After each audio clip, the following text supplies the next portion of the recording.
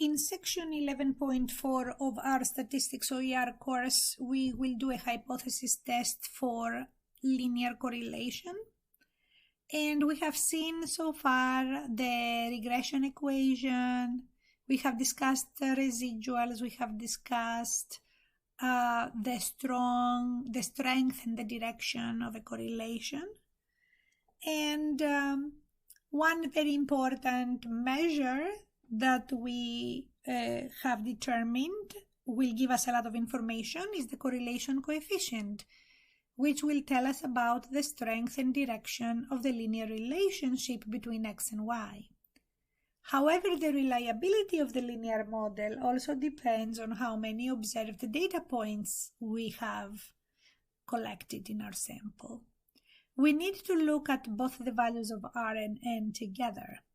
We perform a hypothesis test of the significance of the correlation coefficient to decide whether the linear relationship in the data is strong enough to use to model the same relationship or a similar relationship in the population. The sample data are used to compute R, the correlation coefficient of the sample.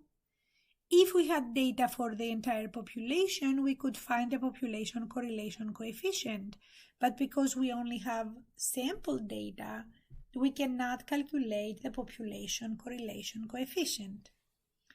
So we use the sample correlation coefficient R as our estimate of the unknown population correlation coefficient, the symbol of which is the Greek letter rho, which is the lowercase r in Greek. It looks very much like an English P. So rho is the population correlation coefficient, which is unknown, and r is the sample correlation coefficient that is calculated from our data using the very intricate formula. The hypothesis test lets us decide whether the value of the population correlation coefficient is close to 0 or whether the value of the population correlation coefficient is significantly different from 0. Now, if the population correlation coefficient is close to 0, this means that in the population the two variables are not correlated. But if the population correlation coefficient is significantly different from 0, which means it will be closer to 1 or -1, not necessarily closer than it is to 0, but in general, significantly away from 0 to get closer to 1 and -1, that will indicate some kind of linear correlation, positive or negative, strong or weak. We decide this based on the sample correlation coefficient and the sample size. The two variables are r and n, respectively. If the test concludes that the correlation coefficient is significantly different from 0, then we say that the correlation coefficient is significant, and our conclusion is that we have sufficient evidence to conclude that there is a significant linear relationship between x and y. That will be because our correlation coefficient is significantly different from 0.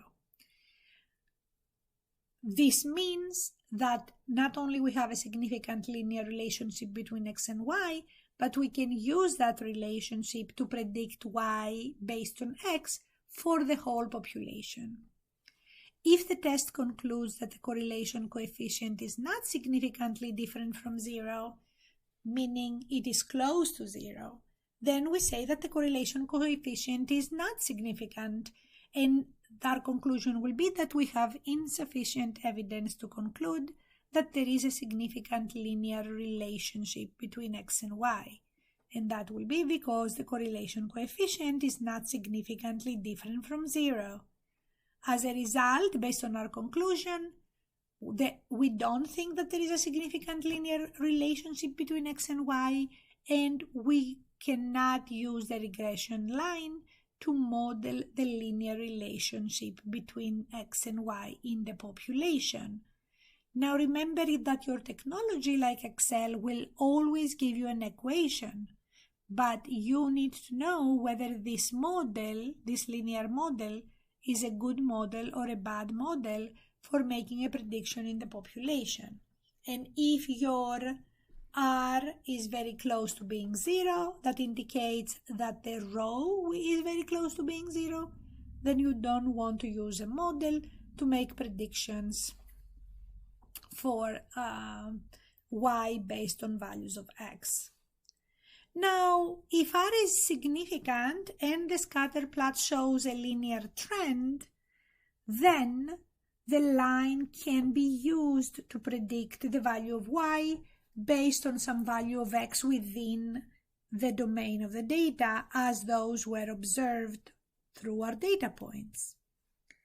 If R is not significant or the scatter plot does not show a linear trend, then the line should not be used to predict Y in terms of X.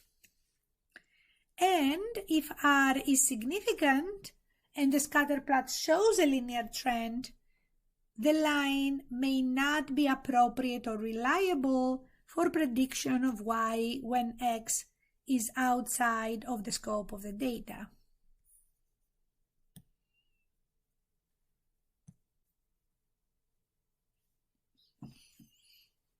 So how do we perform the hypothesis test? The null hypothesis will always assume that the population correlation coefficient will be 0 and there is no linear correlation between the two variables.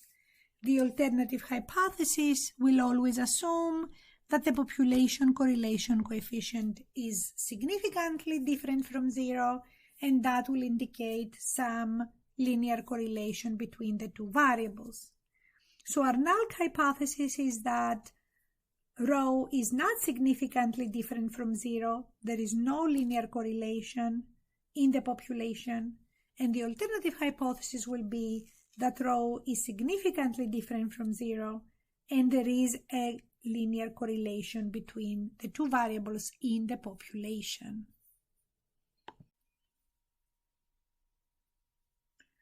When we perform a hypothesis test, we have two methods for drawing a conclusion. One method is to use the p-value, and the other method is to use the critical value.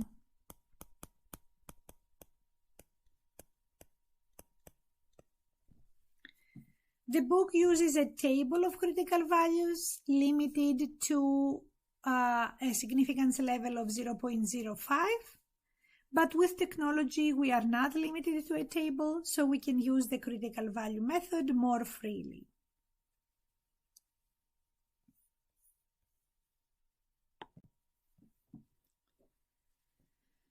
When we do a hypothesis test for the linear correlation significance, we calculate the p-value from a t-distribution with n-2 degrees of freedom, n being the number of data points collected.